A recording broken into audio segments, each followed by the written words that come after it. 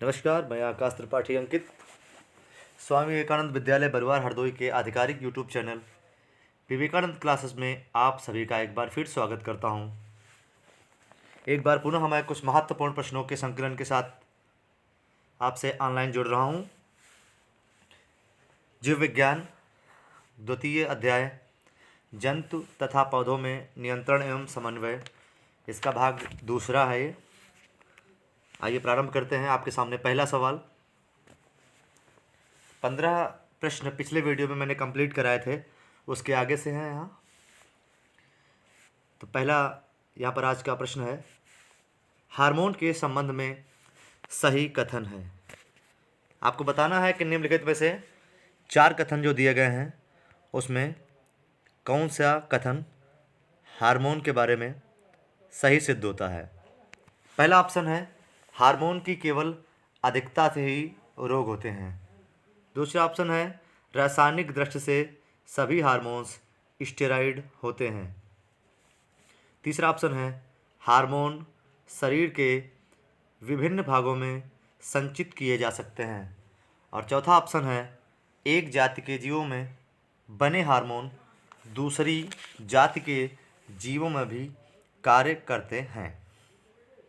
तो यहाँ पर ध्यान देना है कि हार्मोन की केवल अधिकता से ही रोग होते हैं। बिल्कुल गलत स्टेटमेंट है यह कि हार्मोन की कमी से भी रोग होते हैं।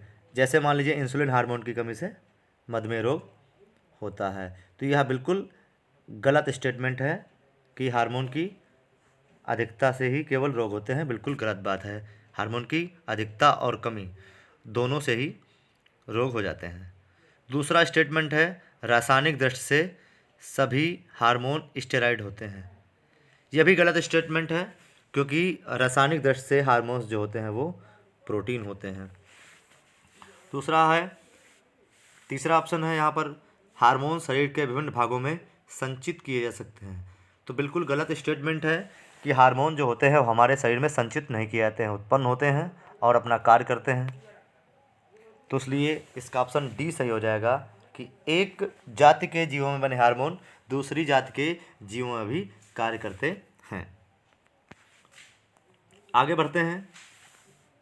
अगला प्रश्न है आपका, किस हार्मोन की अधिकता से अस्थियां कोमल तथा टेढ़ी हो जाती हैं। आपको बताना है कि आपके शरीर में अगर निम्नलिखित में से कौन सा हार्मोन अधिक मात्रा में हो जाएगा तो आपकी हड्डियां कोमल हो जाएंगी और टेढ़ी मेढ़ी हो जाएंगी।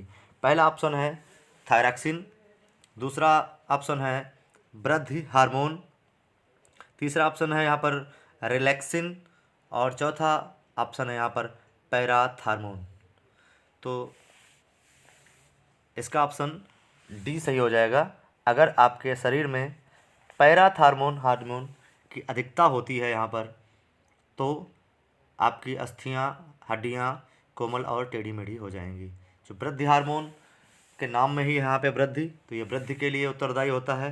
रिलैक्सिन हार्मोन जो होता है ये आपका डिलीवरी के समय जो वेजाइना होता है उसकी ग्रंथियों को लूज़ करने का कार्य करता है।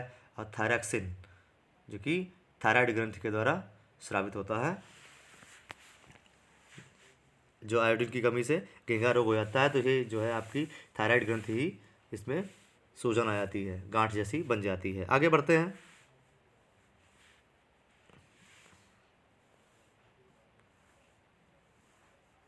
अगला सवाल है आपका कि वृषण तथा अंडाशय की वृद्धि को प्रभावित करने वाला हार्मोन है।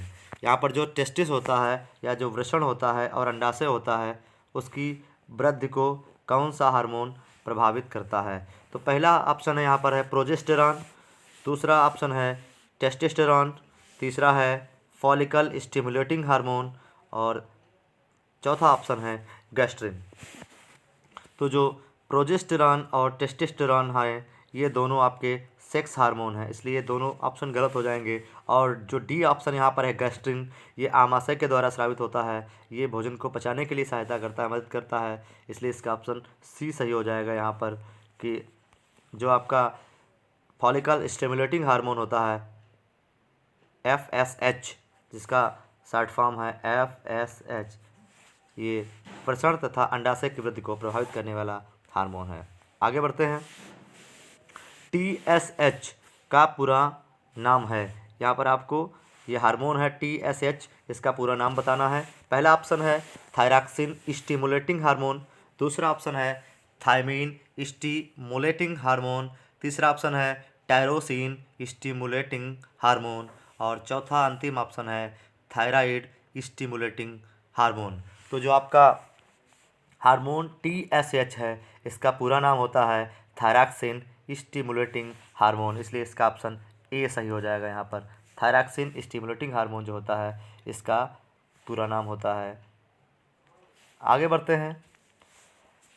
ऑक्सीटोसिन का स्रावण कहाँ से होता है? तो जो ऑक्सीटोसिन एक हार्मोन होता है, यहाँ पर आपको बताना है यह किस ग्रंथि के द्वारा स्रावित होता है। पहला ऑप्शन है थायराइड, दूसरा ऑप्शन है थाइमस ग्रंथि, तीसरा ऑप्शन है पिट्यूटरी ग्रंथि और चौथा ऑप्शन है एड्रिनल ग्रंथि। तो ऑक्सीटोसिन जो होता है उसे हम लव हार्मोन भी कहते हैं। यह थायराइड ग्रंथि के द्वारा स्रावित होता है, इसलिए इसका ऑप्शन ए सही हो जाएगा कि जो ऑक्सीटोसिन हार्मोन होता है यह थायराइड ग्रंथि के द्वारा स्रावित होता है। आगे बढ़ते हैं। अगला प्रश्न है, मस्तिष्क का मुख्य सोचने वाला भाग है। तो जो मानव मस्तिष्क होता है उसके 3 मुख्य भाग होते हैं। मानव मस्तिष्क के मुख्य 3 भाग होते हैं यहाँ पर, और पहला भाग होता है अग्र मस्तिष्क, दूसरा भाग होता है पश्च मस्तिष्क और तीसरा भाग होता है मध्य मस्तिष्क। तो यहाँ पर 4 ऑप्शन दिए हुए हैं, मध्य मस्तिष्क, अनुमस्तिष्क, पश्चिम मस्तिष्क और अग्र मस्तिष्क। तो आपको बताना है कि जो सोचना है वो मस्तिष्क के किस भाग का कार्य है, आपको ये जवाब देना है। तो इसका ऑप्शन अग्र मस्तिष्क सही हो जाएगा, इसका डी ऑप्शन सही हो जाएगा। जो 21वां सवाल है आपका कि जो सोचना कार्य है मस्तिष्क के अग्र मस्तिष्क का कार्य है। आगे बढ़ते हैं। अगला सवाल है वृद्धि हार्मोन है। यहाँ पर आपको बताना है कि कौन सा हार्मोन वृद्धि हार्मोन है। पहला ऑप्शन है LH, दूसरा ऑप्शन है ACTH, तीसरा ऑप्शन है STH और अंतिम ऑप्शन है यहाँ पर ESH। तो जो आपका STH है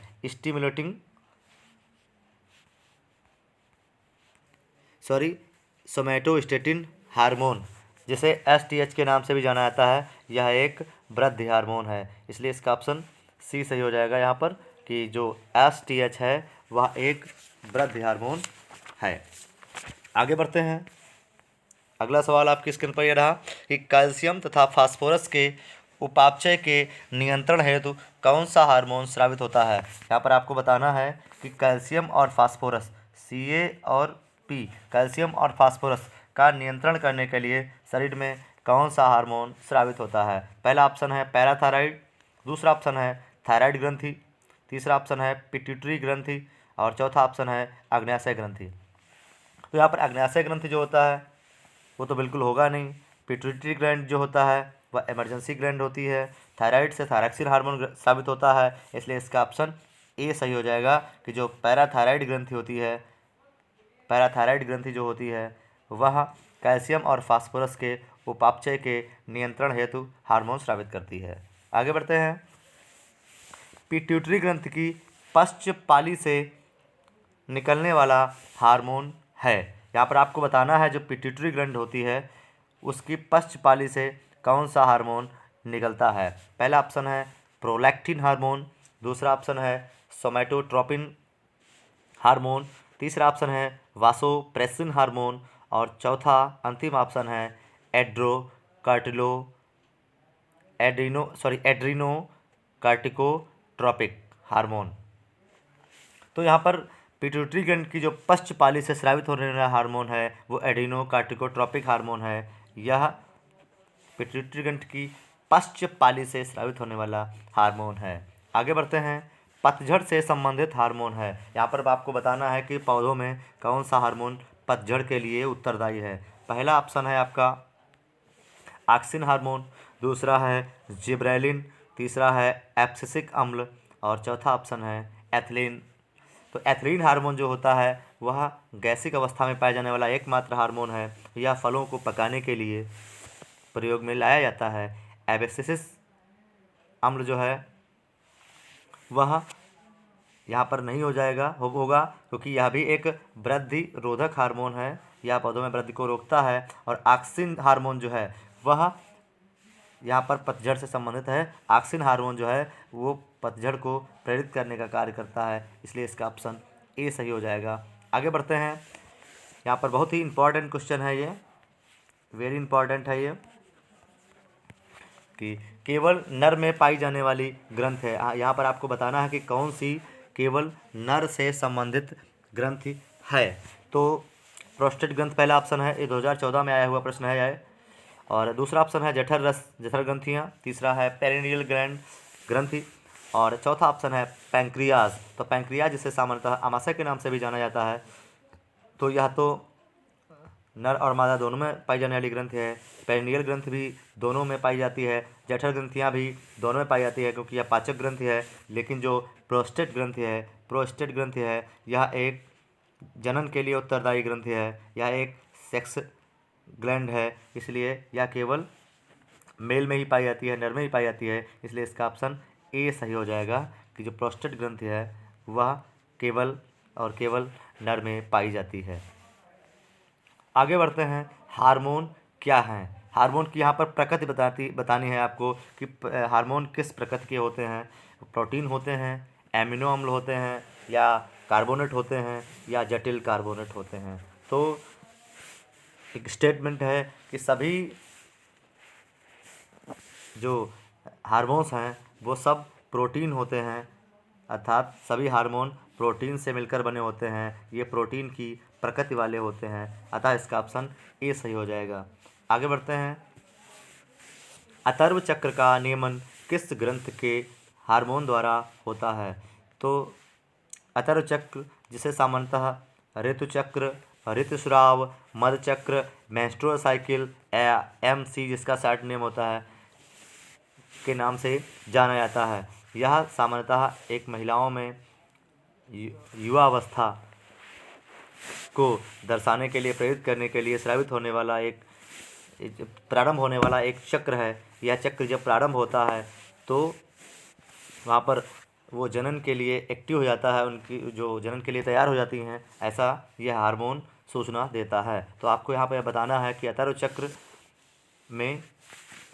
चक्र का नियंत्रण और नियमन किस हार्मोन के द्वारा होता है, उस समय कौन सा हार्मोन जो है स्रावित होता है। तो पहला ऑप्शन यहाँ पर है थायराइड ग्रंथि, दूसरा ऑप्शन है पिट्यूटरी ग्रंथि, तीसरा ऑप्शन है जनन और चौथा ऑप्शन है थाइमस ग्रंथि। तो अतर्व चक्र का जो नियमन होता है वो पिट्यूटरी ग्लैंड के द्वारा होता है, इसका ऑप्शन बी सही हो जाएगा। आगे बढ़ते हैं। स्त्रियों में यौनारंभ हो जाता है। आपको बताना है कि किस अवस्था के बाद में, किस उम्र के बाद में स्त्रियों में मधुचक्र, ऋतुस्राव या यौनारंभ या मेंस्ट्रुअल साइकिल प्रारंभ हो जाता है। पहला ऑप्शन है 13 से 15 वर्ष में, दूसरा ऑप्शन है यहाँ पर, चूँकि ऑप्शन A B C इधर उधर हो गया है, लेकिन दूसरा ऑप्शन है 12 से 16 वर्ष, और तीसरा ऑप्शन है यहाँ पर 11 से 14 वर्ष, और अंतिम ऑप्शन है 15 से 18 वर्ष। तो यहाँ पर स्त्रियों में जो यौनारंभ होता है वो स्पेशली 11 से 14 वर्ष की आयु में प्रारंभ हो जाता है, इसलिए इसका ऑप्शन सी सही हो जाएगा कि 11 से 14 वर्ष की उम्र में जो है स्त्रियों में यौनारंभ प्रारंभ हो जाता है। और आज का अंतिम प्रश्न है कि वह अंतःस्रावी ग्रंथि जो मनुष्य के मस्तिष्क में पाई जाती है उसका नाम बताना है कि कौन सी अंतःस्रावी ग्रंथि है जो मनुष्य के मस्तिष्क में पाई जाती है। पहला ऑप्शन है थायराइड ग्रंथि, दूसरा ऑप्शन है अधिवृक्क ग्रंथि, तीसरा ऑप्शन है थाइमस ग्रंथि और चौथा ऑप्शन है पीयूष ग्रंथि। तो पीयूष ग्रंथि जिसे मास्टर ग्रंथि के नाम से भी जाना जाता है, लेकिन यहाँ पर जो मनुष्य के मस्तिष्क में पाई जाने वाली एक अंतःस्रावी ग्रंथि है जिसका नाम है थायराइड, जो थायराइड ग्रंथि होती है वो मनुष्य के मस्तिष्क में पाई जाती है, इसलिए इसका ऑप्शन ए सही हो जाएगा। तो आज ये 15 प्रश्न आज के लिए आपके लिए पर्याप्त हैं। आज के लिए इतना ही। अगर यह वीडियो आपको आपकी परीक्षा के लिए उपयोगी लगा हो तो कमेंट करके ज़रूर बताएं। इस वीडियो से आपके मित्र भी लाभान्वित हो सकें, इसलिए वीडियो को शेयर करना न भूलें। मेरा उत्साहवर्धन करने के लिए वीडियो को लाइक अवश्य करें। Thank for watching. अपना ध्यान रखिएगा। फिर कल मिलेंगे एक नई वीडियो के साथ। तब तक के लिए अलविदा।